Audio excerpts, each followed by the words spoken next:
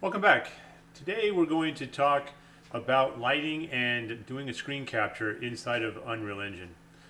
You can see in this demonstration here in the background that I've got my lighting set up and I have the scene already kind of set the way I want it with my lighting in the right position. I've already rendered the lighting out and I'm ready to do a screen capture in this particular scene.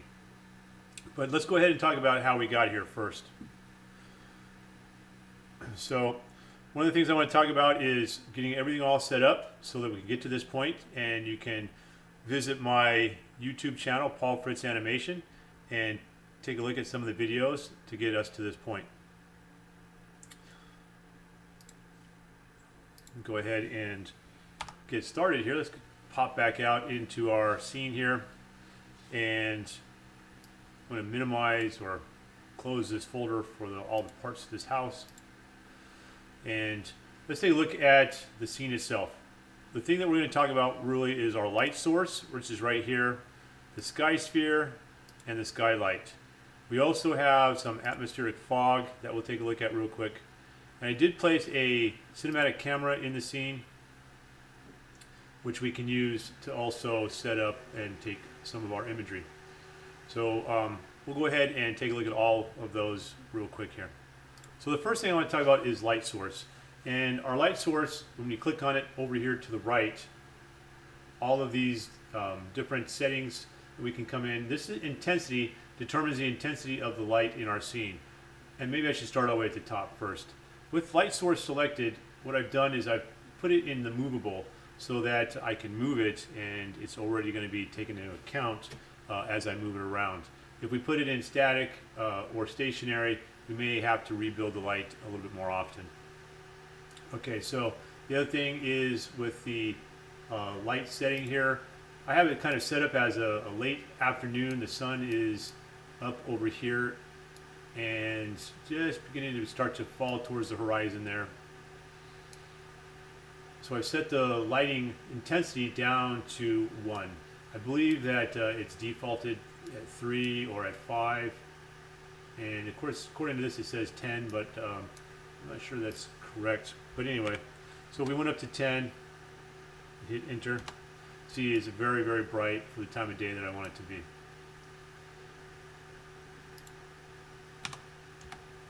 can also set it back down to 3, down to 1. So we can kind of play around with the way the scene looks.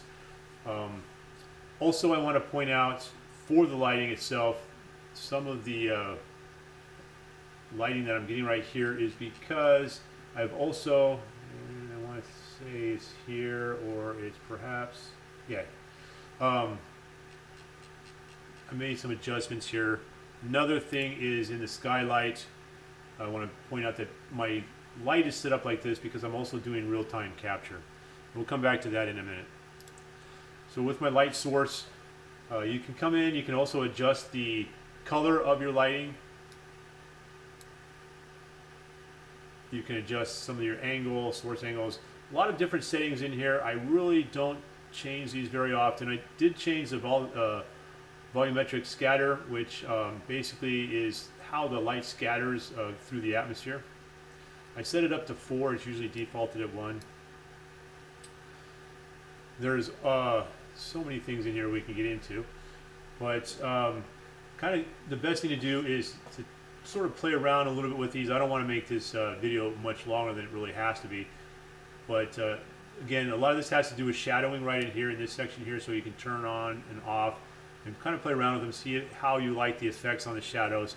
I've left them all defaulted because I want the shadow play from the trees, and I'm not really the deep shadows I don't have turned on. I don't believe. No. You want your rendering, so you want the objects to be visible, of course. Your light mask is going to just leave that at default for right now. So light shafts are things that we can turn on if we want to kind of create an effect of the way the light plays down. And this scene, the way it's set up right now, it probably isn't the best at being able to get those light shafts, but if you had something like the sun sitting right behind the mountains or just above the mountains, you know, those spheres of light that look like they're coming through the clouds, that's what this light shaft would do for us. Also, you can turn on bloom, light bloom effect, or light shaft bloom effect. Let me turn that back on. And that's going to give us this effect right here where the sun has this kind of blurriness on your lens. Kind of a cool effect, but I'm not really setting up for that in this scene here, so it's not necessary. Set up your dynamic shadows. They're already defaulted. I'll leave those alone. I did play around with the way that the sun light is playing here, and let me pull some of this over so you can kind of see what it is a little bit better. So atmospheric sunlight, I turn that on. So not really a big difference here with the way the sun is set up. You can see a little bit up in the sky there. I get this kind of a higher lighting intensity above the clouds there when I turn on and off. Go from the dark blue to a little bit more hazy. And then I also have the clouds casting shadows turned on. Very minor effect. Some of these are going to be just minor effects that are barely noticeable. And when you put them together, it kind of pulls together your scene. Alright, so that is really the most of the stuff I did with the lighting, other than changing, of course, the altitude of my sun in the sky. When you rotate your sun, so you can hit E on your keyboard, and let me bring back my gizmos. So you can rotate your sun around into the sky, and it's going to really, initially what's going to happen is it's going to change the light source. This disk right here is not part of the light source. This disk is part of the sky sphere. So when you move the sun around, you're going to see the light and the shadows and everything move, but the sun itself will stay in position until you, and I'll demonstrate that real quick here. So we can go ahead and look up here, and it's kind of hard to do both at the same time. So I'm going to go ahead and rotate it so the sunlight moves over here in this valley area out here. We'll rotate it till it goes over there a little bit. And if I look up here, it looks like my sun hasn't moved. But when I select my sky sphere, and I hit this little refresh material right here, this little square box, the sun will jump over, and we'll get that different effect there where the sun moves. And you can see the shadowing on my tree moved as well. I'm going to go ahead and put everything back. Alright, so that is kind of the importance between the light source and the sky sphere. Between these two, you want to make sure that once you've got your light set, you select your sky sphere, and you select the refresh material here. You can also adjust your cloud opacity here in the sky sphere and your sun brightness, so this disk, the brightness of this disk. Particularly if it's going to be in the shot and you have like a low sun type of day, you may want to adjust this down. And I forgot to, there we go, put it back where it was, it didn't go back. So we can play around with this, and you can fade that out a little bit, get a little bit less brightness.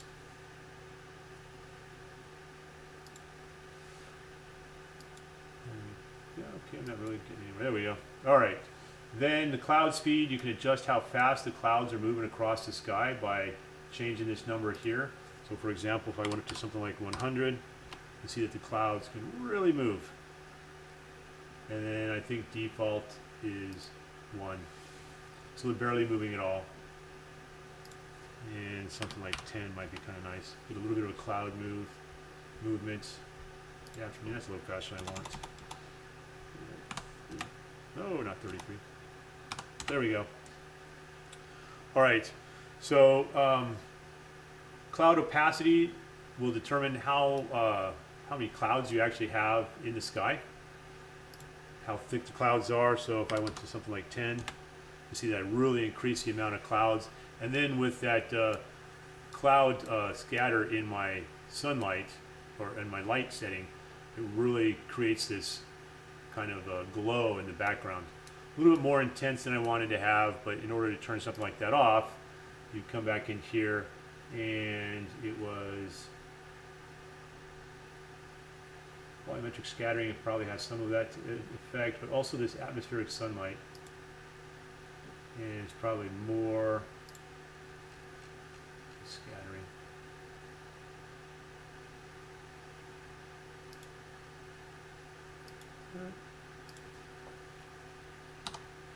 Could also be the angle I have my sun. There's a lot of factors that are going to add to this glow in the air.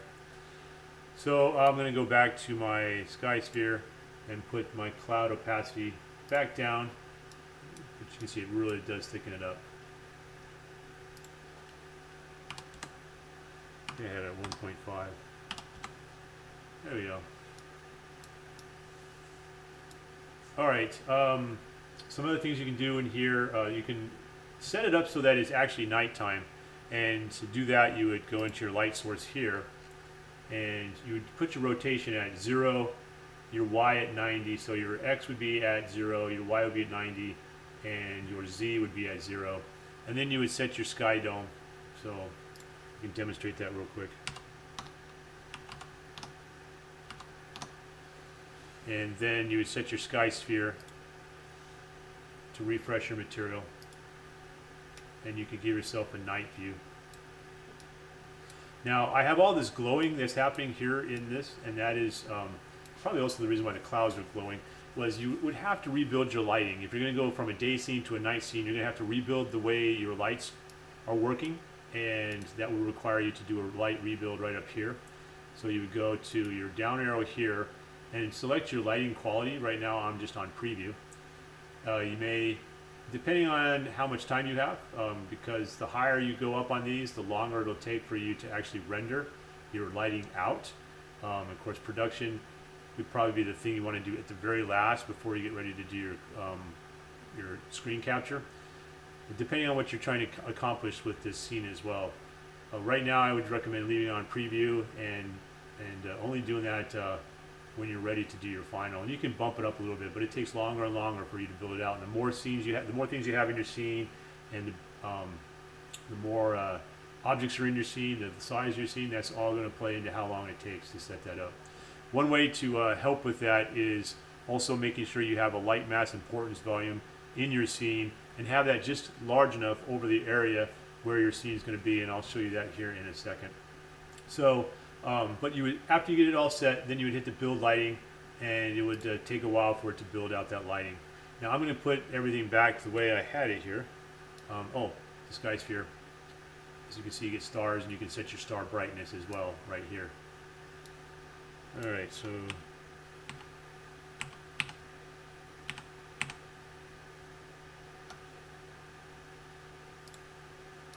still see the stars up in there. All right, now the light mass importance volume. We'll come back to the sky sphere in a second. That's this yellow square that you see around my area. This is actually rather large, and it still takes a very long time, even though it's much smaller than my overall scene. This scene actually goes quite a ways back that direction, so I've got to cut down to just in this area here, around the house in this scene that I'm trying to capture. So putting that in, it's pretty simple. It is here in your place actors. You're going to look for light, and you want the light importance volume, and all you do is you just click, drag that in, hit R on your keyboard, and you can scale it. You want to make sure you get it around the areas that you're trying to, of course, select for your scene that you're going to render. We try to reduce the overall size of the rendering area, and that will help reduce how long it takes to build your lighting. All right, back to the sky sphere. You can override some things in your sky sphere with your sun height, horizon fall off, different colors that you can add to the scene. So you could, make this a Martian sky if you wanted, or some other color sky, and you can change the color of clouds. Of course, you can also remove clouds by changing them to 0. And that is pretty much the big stuff here for the sky sphere.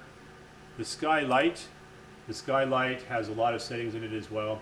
Again, this real-time capture is what I'm using. If I turn this off, you see that it changes the quality of my lighting quite a bit. Then I don't think I've really changed much else here in the skylight. There are obviously things you can adjust your overall light color that's being emitted with the skylight, and we can see exactly what a skylight is if I turn these other things off here. So this light that's being emitted from that sky, that is the light that is actually coming from your skylight. And those are the things that you can come in here and you can change. All right. Of course, you can have it visible or not visible.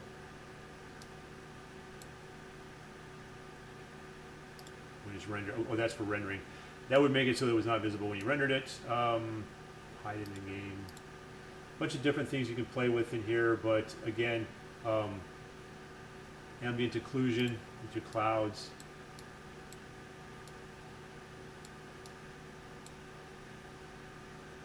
And then you can adjust the strength of the ambient occlusion, the extent, so how depth, how far the depth is in kilometers. Okay, and then some other things I really haven't used for the cloud settings, and so that's some of the major stuff with the with the skylight rather. Okay, so atmospheric fog. If you wanted to increase the amount of haziness in your surface area, let's take a look maybe this direction. We could increase the fog multiplier, and you see that it gives us this kind of a reflectiveness that happens when you have a lot of fog. You can also increase the sun multiplier here so that it has a higher effect. So you can really kind of start to bleed out and cover up the distance of your scene, and really kind of changes the effect of the scenery. You can do a density multiplier, so you can adjust how dense this fog is. So really some fun stuff you can do with this, particularly with what you want your scene to be. Distance scale. And your distance scale is basically how far off it is affecting it. So whether it's close or not. So if it's 0, it's almost right on top of us. Altitude scale, you can adjust your altitude scale. So how high off the ground it's going to be. Distance offset, ground offset. So these would be basically for you to fine tune your ground level so that it knows where you want it actually to kind of start and stop or begin your effect here, and your start distance. Okay. You can change the Diska scale of the sun, which you can't even see right now. And change your brightness again here. And those are the big things for the atmospheric fog. This is the one that comes preset in when you first set up your project. There are other atmospheric fog that you can bring in. So if I went to place actors and typed in fog, there is this exponential height fog, which you can bring in and play around with that. This is the atmospheric fog that we have right now. And close that out. We're not going to use those.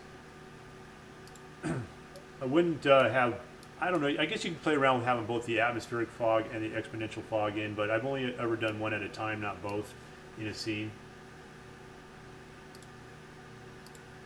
Turn these back. All right, so those are the big things I wanted to kind of go over with, making sure that we get our scene all set up. And then before you get ready to take the image, since you have all of the game effects here, and if you were to go ahead and do a high resolution screenshot right now, all of these lights and all the different gizmos, if I clicked on the house, all of this would show up in the imagery. So in order to get rid of that, so you can get a picture without it, you would hit G on your keyboard. Hit G on your keyboard, and this keeps coming back. There we go. And then once we get that set up and you kind of get your camera, oh, that's the other thing, camera. I was going to talk about your Cinema Camera Actor 3 here. So the Cinema Camera is over here, and when I select it, you can see that it kind of highlights it there. Now, what we can do is we can either physically move our camera around, so I can grab it here and move it this direction. I can grab the red one there, pull it towards me, pull it out this way. Right? So we can do that. Another thing we can do is we can actually jump inside that camera, and the way to do that is, let's see here, right here in perspective, we have our Cinema Camera Actor 3 here. If I select that, it brings me into it. Now, where do you get a Cinema Camera Actor 3? So, or Cinema Camera, actually, this is just the third one that I placed in here. So you go to Place Actors, you type in Camera, and you want this one, which is the Cinema Camera Actor right here. All you do is you just click it and drag it in, and there you'll have it. Okay, I'm going to go ahead and delete that one. Because I have G turned on right now, you can actually physically see the camera, so let me turn that back off. And I'm going to eject out of the camera. So in order to eject out of the camera, you can just hit this little button right here to stop piloting it. And then right there, if I back up a little bit, that's the camera right there that we're in. This is the cinema camera. Jump back in it. And just like the regular scene camera, you can control it by using WASD, get everything all set up. And this gives us a little bit different view in the camera. And the one thing about this camera, I go back to World Outliner, is you can jump into this camera's controls here, over here in details, and then just like a regular camera, you have all these different settings. You can choose the style of camera that you want it to be. Right now it's set at 16:9 digital film. You can adjust your sensor width. You can adjust the sensor height. You can adjust your minimum and maximum focal length, and then you can actually come down here and adjust the current focal length right here, which is at 35. So you can kind of zoom in, zoom out. You can also play around with your apertures. So a lot of different stuff, your f-stops, min, max. So there's a lot of different things you can play with. You can have your focus settings right here.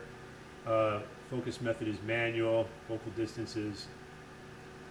Then down here, you can get into your post-processing from this from the camera itself. And then you can add things like bloom in here if you wanted to. You can just do all kinds of great stuff here. You can play around with your exposure. Anything that you can do with a real-world camera, you can actually do with this camera inside the scene here. Really kind of give yourself some effects that you wanted to go with. I'm not going to get too detailed into that. You may already know what you want to do. You may want to play around with it. That's up to you. But again, I'm not going to make this much longer. It's already at 22 minutes. So I'm just going to go ahead and kind of frame my house how I want it. I'm going to hit G on my keyboard. And then to do a high resolution screenshot, pretty simple. You come up to this arrow down right here, select the high resolution screenshot right there, and then this slider is determinant of the max quality that you want it to be. So the higher resolution, the higher up you go. Of course, it takes longer and more rendering power the higher up you go. So I'm gonna see if it'll do that at 6 for me. The computer's already struggling, I think. Go ahead and take a snapshot. And there, and then right here, it comes up in your regular project folder.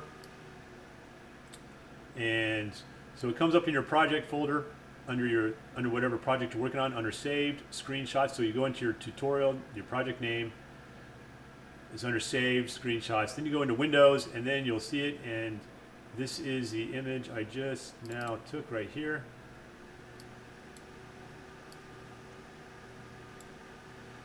And there you have it. We have a screenshot of our house.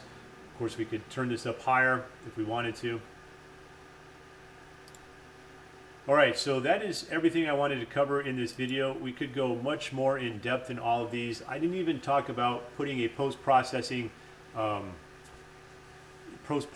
into the scene yet, which if you're curious about that, again, you come into your actors here, type in post-process volume,